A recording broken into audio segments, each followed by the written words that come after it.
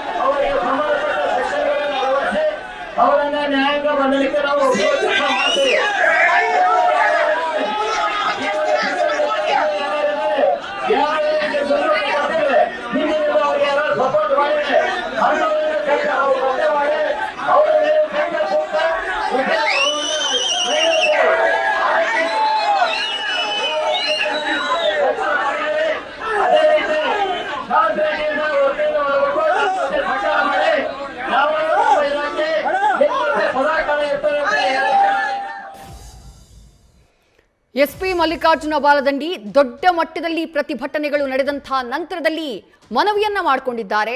ಸಹಕಾರವನ್ನ ನೀಡಬೇಕು, ಶಾಂತ ರೀತಿಯಿಂದ ವರ್ತಿಸಿ. ಯಾರು ಕಲ್ಲು ತೂರಾಟವನ್ನ ಮಾಡಿದ್ದಾರೋ ಅವರಲ್ಲಿ ಕೆಲವರನ್ನ ಪ್ರಮುಖ ಆರೋಪಿಗಳನ್ನ ಈಗಾಗಲೇ ಬಂಧನ ಮಾಡಲಾಗಿದೆ, ಇನ್ನುಳಿದವರನ್ನು ನಾವು ಬಂಧಿಸ್ತೀವಿ, ಬೇಲ್ ಸಿಗದಂತೆ ಸೆಕ್ಷನ್ಗಳನ್ನ ಅಂದ್ರೆ ಕಠಿಣ ಸೆಕ್ಷನ್ಗಳನ್ನ ಅವರ ವಿರುದ್ಧ ಹಾಕಲಾಗುತ್ತೆ, ನ್ಯಾಯಾಂಗ ಬಂಧನಕ್ಕೆ ನಾವು ಒಪ್ಪಿಸ್ತೀವಿ, ದಯವಿಟ್ಟು ನಮಗೆ ಸಹಕಾರವನ್ನ ಕೊಡಿ, ಶಾಂತ ರೀತಿಯಿಂದ ವರ್ತಿಸಿ ಅಂತ ಹೇಳಿ ಮನವಿಯನ್ನ ಮಾಡಿಕೊಂಡ್ರು.